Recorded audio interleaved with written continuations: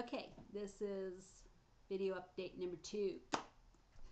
Okay, something I wanted to say really quick and right off the bat is what I've learned from my body and the RNY.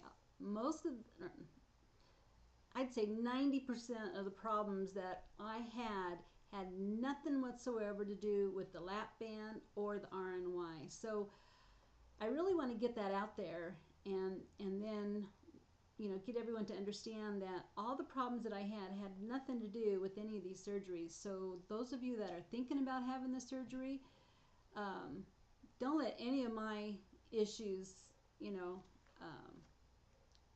make you leery of what you're about to do or what you just did.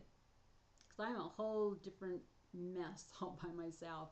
One of the things you do need to think about, though, and really pay attention to, because I have a lot of friends that and family members that have discovered that they have a real low tolerance for sugar alcohols, and the sugar alcohols will cause bloating and gas, and I mean my stomach will just go and it is horrible.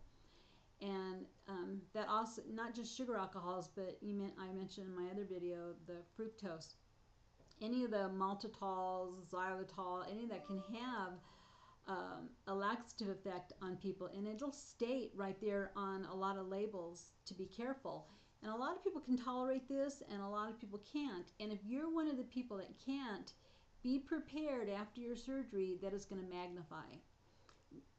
All you have to do is stay away from it. It's a very simple thing to do.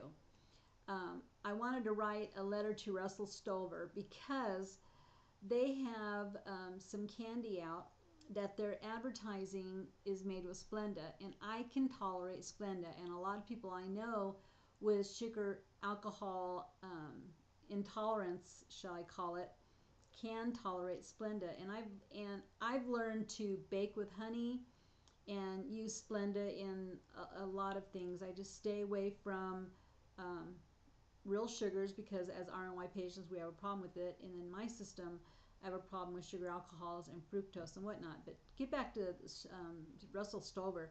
We were at some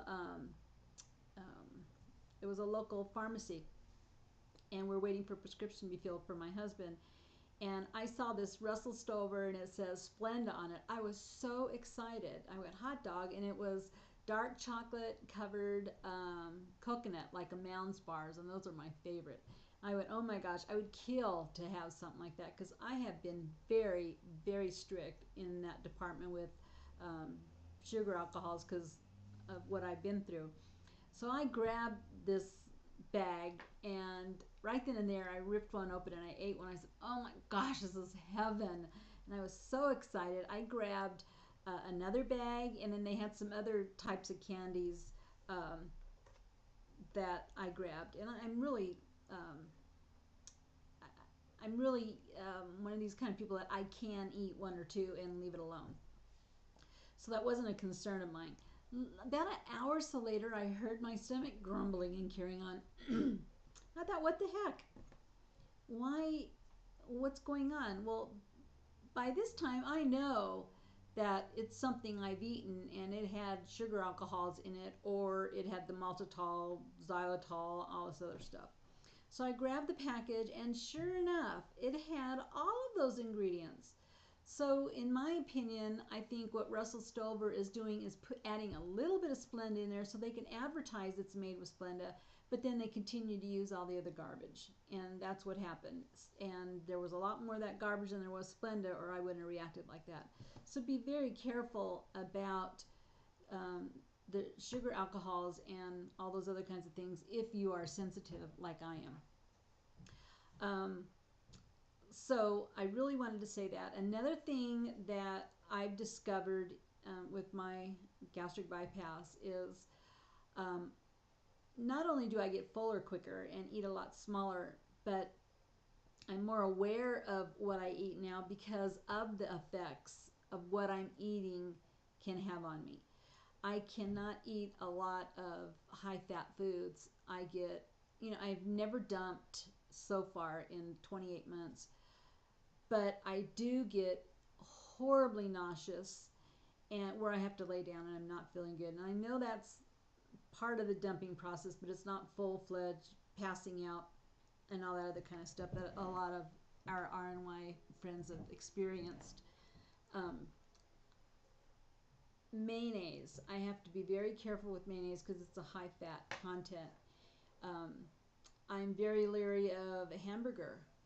If I'm out with family and friends and they're barbecuing hamburgers, I may eat just half a hamburger or a quarter of the hamburger and try and fill up on whatever else is around, because again, it's high fat in some of the hamburgers and some of these things that we eat. I have to be really careful. To this day, 28 months later, which to me is a good thing because that's what we had the surgery for, to limit our intake of high fat foods and sugary foods and so forth and so on. So I did a lot of surgeries where I was really upset because I thought I could never have carbs again, and I did another video where this bothered me or that bothered me. It takes so long of your time out of surgery before this light bulb goes on and you say to yourself, oh, that's not so bad. Why did I make such a big deal out of it a year ago? Well, you have to understand that you're learning. The whole my son's going to message me right now. It's a whole learning process. So and there's losses. You feel a loss that you can't ever do this again, or you can't ever have that again, or you can't ever eat this. That's not true. You will eventually be able to eat all these things. So take the time right now, if you're just newly out, to say to yourself, I will be able to have this again.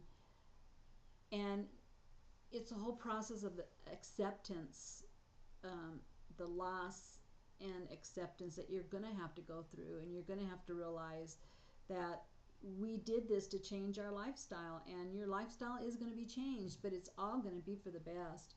I mean, if you go back and look at some of my videos, I was horribly falling apart at different stages, but here I am 28 months out, and I can tell you I can go to a restaurant again, and I can eat with my family again, big huge meals. I don't want to. I do get full quicker, which is terrific. You become aware of the people around you, how quickly they eat, and you become aware of how much they eat.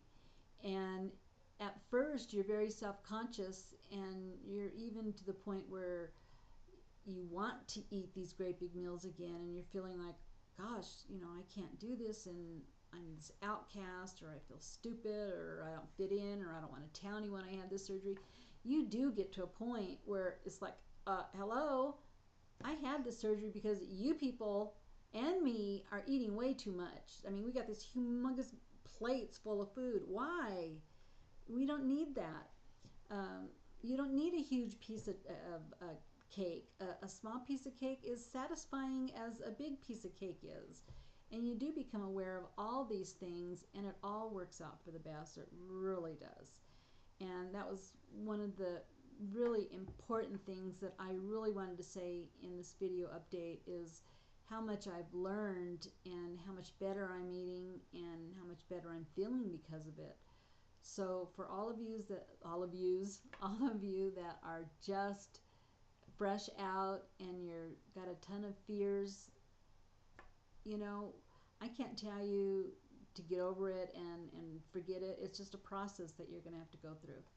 So I'm running out of time again, and I think that's pretty much what I wanted to say. And I'm going to really work hard at updating some more. So keep a lookout for my videos. Bye.